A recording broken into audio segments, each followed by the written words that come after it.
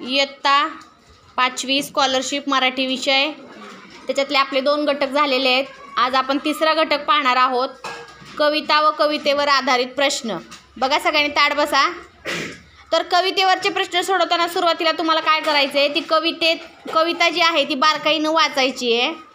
कवितेचा अर्थ समजून घ्यायचा आहे. नुसती वाचायची का कविता? नेमकं कवीनं त्याच्यामध्ये काय म्हटलं आहे तो अर्थ तुम्ही नीट समजून घ्यायचा आहे. कवितेमध्ये काही विशेष शब्द आलेले असतात बघा, म्हणजे आकाशाला काहीतरी म्हटलेलं असतं, ढगांना काहीतरी म्हटलेलं असतं, पक्षाला काहीतरी म्हटलेलं असतं.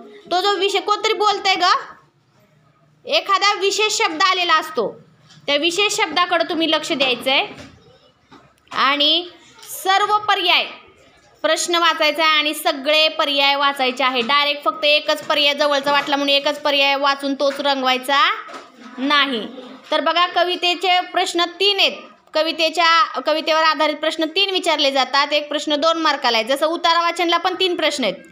जाहिरात आणि बातमीला 3 प्रश्न आहेत. तसेच कवितेवर आधारित सुद्धा 3 प्रश्न आहेत. एक प्रश्न हा 2 मार्काला आहे. म्हणजे टोटल कवितेवरचे किती मार्कासाठी झाली ती कविता? 6 मार्कांसाठी झाली. तर आपण आता बघूया नमुना प्रश्न, नमुना कविता एक बघूया त्याच्यातली आपण, की कशी कविता वाचायची, प्रश्न कसे वाचायचे आणि उत्तरं कशी शोधायची. बघा कविता वाचते मी, लक्ष द्या. ये घारी माझ्या दारी, चारा पाणी घे तरी, पारावरल्या झाडाच्या का बसशी उंच शेंड्यावरी, एकलीच तू आकाशामधी घालिसी गिरट्या कधी मधी, ने मजला की बसवूनी पंखी मौज बघा या अंबरी, ढगातल्या त्या म्हातारीला मदत करीन मी दळायला, वाजत घर घर पडेल झरझर, पाऊस कौला रावरी. तर ही कविता आहे. कविता कशाच्या संदर्भातली आहे असं वाटतंय तुम्हाला? पावसाच्या संदर्भातली आहे. ठीक आहे. मग आता कवितेवरचे प्रश्न बघा.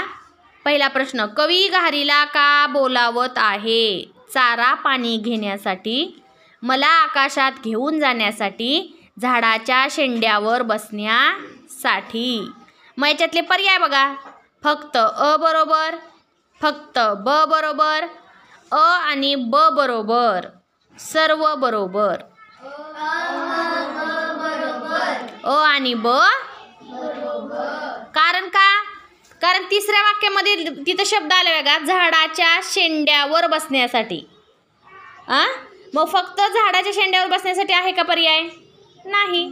चारा पाणी घेण्यासाठी पण आहे आणि मला आकाशात घेऊन जाण्यासाठी पण आहे. म्हणजेच पहिल्या प्रश्नाचा 3रा पर्याय बरोबर आहे. दुसरा प्रश्न बघा आता याच्यावरचा. पुढीलपैकी कोणत्या शब्दाचा समानार्थी शब्द कवितेत आला नाही? नाही म्हटलंय, नाहीवर जोर द्या. मेघ, नीर, अंबुज, पर. अंबुज या शब्दाचा समानार्थी शब्द कवितेत आलेला नाही. बघा मेघ म्हणजे ढग, आलाय की नाही ढग शब्द? नीर म्हणजे पाणी, आले की नाही? पर म्हणजे पंख, आलाय की नाही? मग कुठल्या शब्दाचा आलेला नाही आहे समानार्थी शब्द? अंबुज. 3रा प्रश्न बघा. वरील कवितेत आलेल्या पार या शब्दाचा योग्य अर्थ कोणता? पूर्ण करणे, पलीकडे, झाडाभोवतीचा कट्टा, पार पाडणे. माझा इथं बघा ते कवितेमध्ये तो पार शब्द कुठे आधी बघा, पारावरल्या झाडाच्या का. मग पार म्हणजे काय असतो? झाडाच्या भोवती जो चौकोनी कट्टा असतो ना राजकन्या, ती का बोलतीये ग? काय प्रॉब्लेम आहे तुझा? कोण बोलते मग? नाही समजून घ्यायचं का तुम्हाला? येतंय का? पारावरल्या झाडाच्या भोवती जो गोल कट्टा असतो मंदिराच्या भोवती किंवा एखाद्या गावात, बघितले का? तर झाडाच्या भोवती जो कट्टा असतो त्याला पार म्हणले. काय म्हणले? म्हणून पर्याय क्रमांक 3 बरोबर आहे. कसे प्रश्न सोडवायचे कळले कवितेवरचे? कविता वाचायची,